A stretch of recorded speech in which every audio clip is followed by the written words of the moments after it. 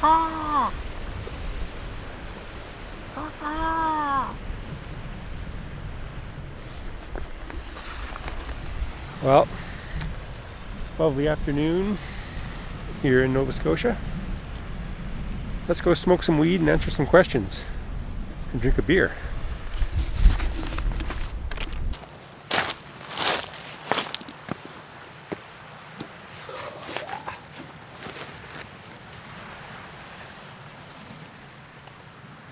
Oh, it's nice in the sun here.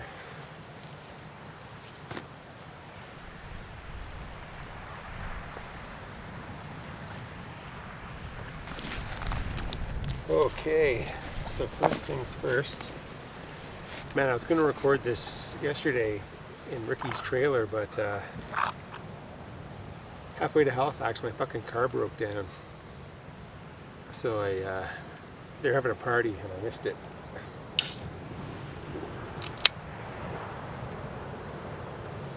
Cheers. Oh yeah. I call these beers Lucy's.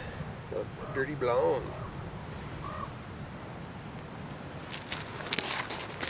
Now. Oh yeah.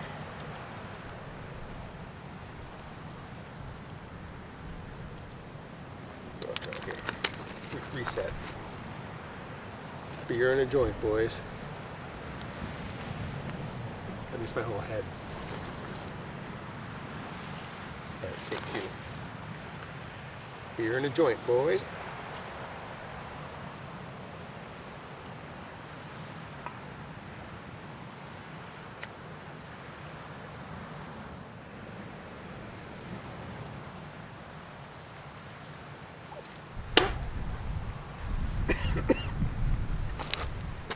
It wasn't a serious.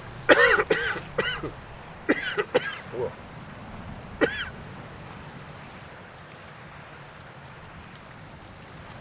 I was about halfway to town and I just went over like a little, it wasn't even a bump, it was more of just a whatever, but engaged the shocks over my back driver's side wheel and whatever the thing that comes down from the top of the wheel well, like, I was thinking of it as the shock bracket, broke right off, so it was fucking rattling around like a fucker. It would kind of come and go, but I just couldn't. It seemed like a bad idea to drive into the city on a weekend in that state. It's actually happened before, and you can apparently drive on it, but I just came home.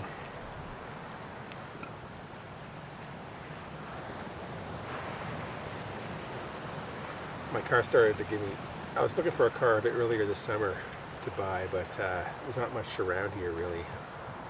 I don't have a cheap ass. And then I started thinking, oh, you know, maybe I can get by with the old Mazda. Maybe it'll even get me through the winter. Who the fuck knows? But I just feel the thing's just like rusting apart.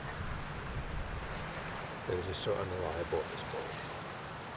Anyway, back on the car hunt. And why don't we get to some questions here?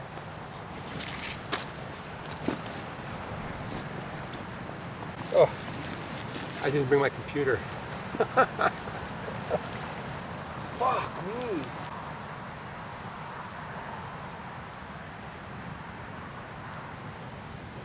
Shit.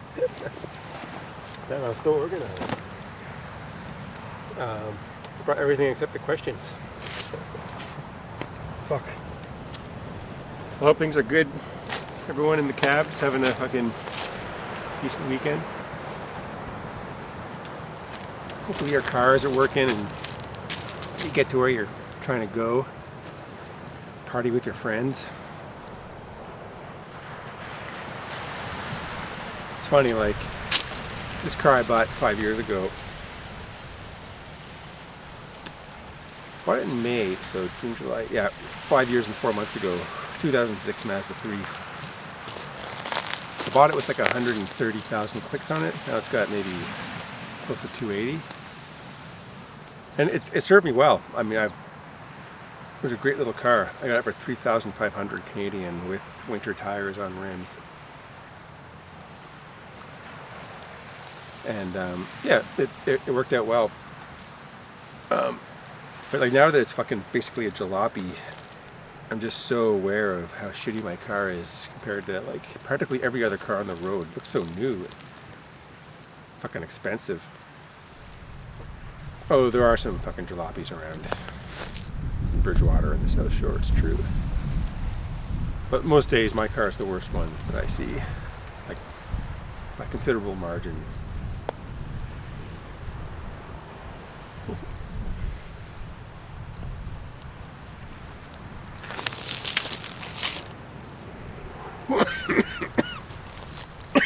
I'm putting off buying one partially because I'm low on cash.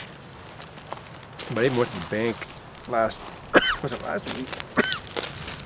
No, it was a week before.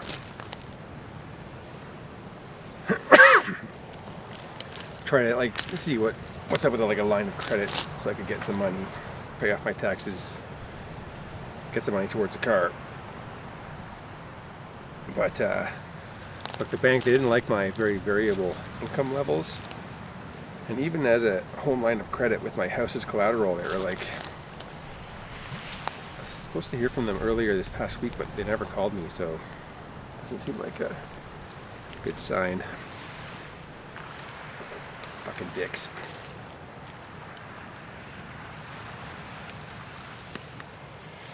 Actually, I've got cash to buy a car, but I don't have cash to buy a car and pay off my taxes.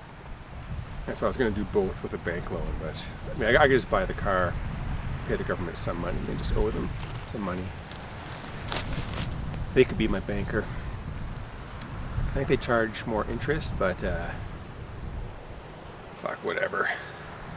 My like tolerance for institutional bullshit is pretty low. Funny, that reminds me, I got a couple of calls last week, like, you know, from an unknown, no, it was from an actual number, but not one that I knew, but it didn't say unknown number, but the recording was something like, you know, this is the Canada Border Agency, your identification was used to send a parcel, blah, blah, blah, there is a warrant out for your arrest, you know, to talk to an agent, please press 1. It's like obviously a scam call. So first time I tried to press 1 to talk to an agent, sort of see what their spiel was. And just kind of fuck around a bit with them, waste your time. I was probably procrastinating.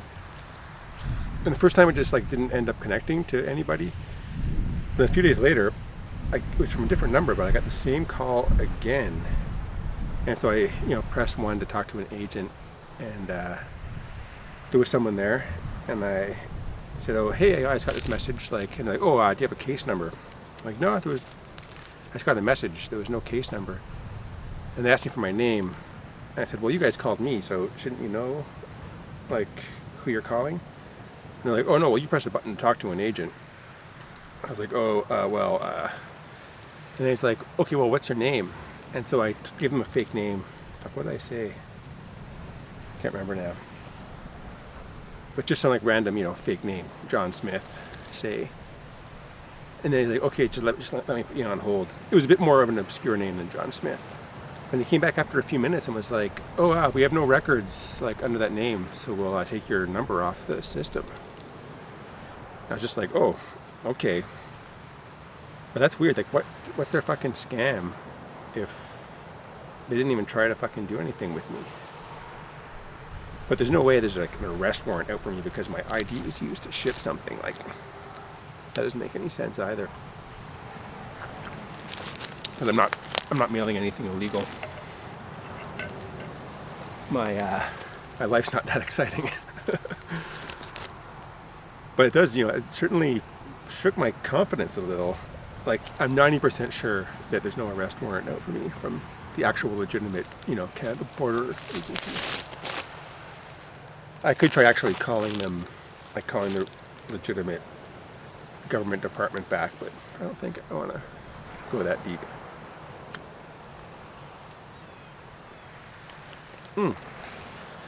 And when I reversed phone number searched the phone number, it just came back to some like shitty like 1960s like triplex kind of office building mall thing, like in Brampton, Ontario, with the name of like Brampton Electrical or something like that. So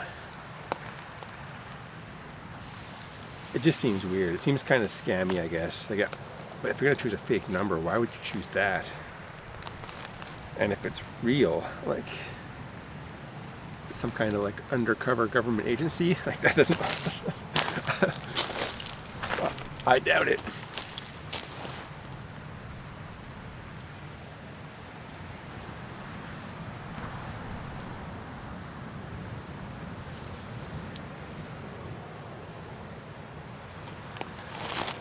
Ah, shit.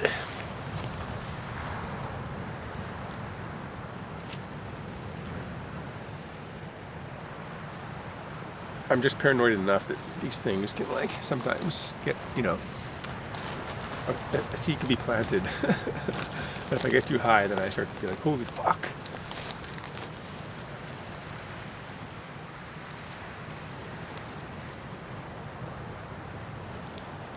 So yeah, if any of you guys know how to get a half decent cheap car in Nova Scotia, let me know.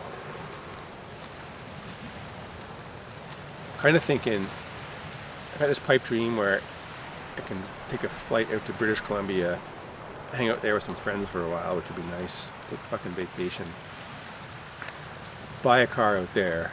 I have the impression that they're cheaper out there and also in better shape in general because there's no salt used in BC, or at least on the coast. And then take a nice, you know, drive back across the country to Nova Scotia, get a road trip out of it. I think there'd be more choice in cars and they'd be cheaper. Although I could be mistaken about that. I'm totally not like car mechanically inclined, and so buying a car is kind of intimidating. There's a garage in Bridgewater, my garage, which I can take the car to, like any car, if they're close to there, so they can have a look over it and make sure it's not like, you know, a shit box. But yeah, as I said, there's not a lot available in Bridgewater, so it's slow going.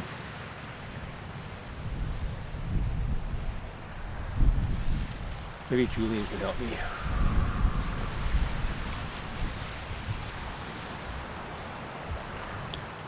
Fuck, maybe JP can help me. Although something tells me his connections would have cars that are like too nice and out of my price range.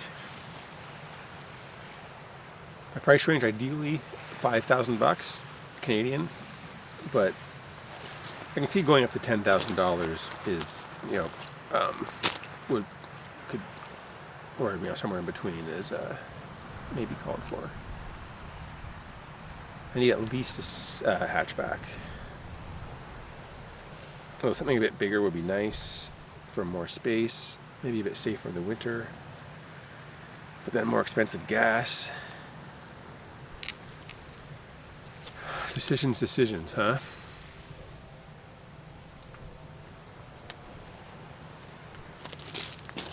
What? So yeah, it's too bad I forgot the questions. Hey, fuck, what a fucking stoner. So typical.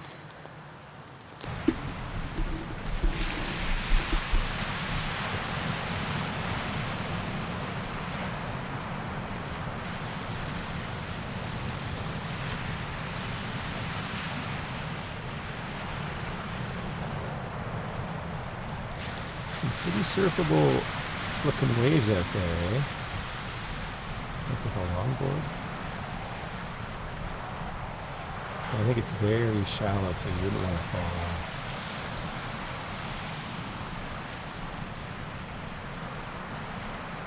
Shallow and rocky.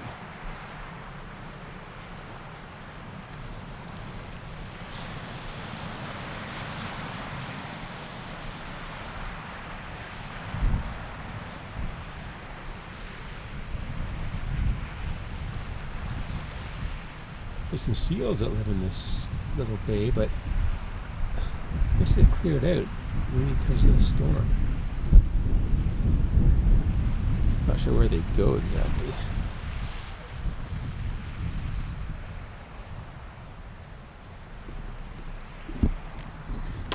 Anyway, what is up with this?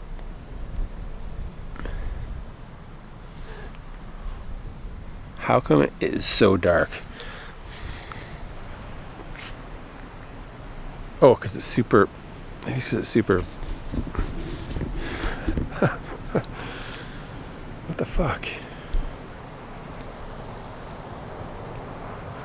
Anyway, thanks for coming on this little trip.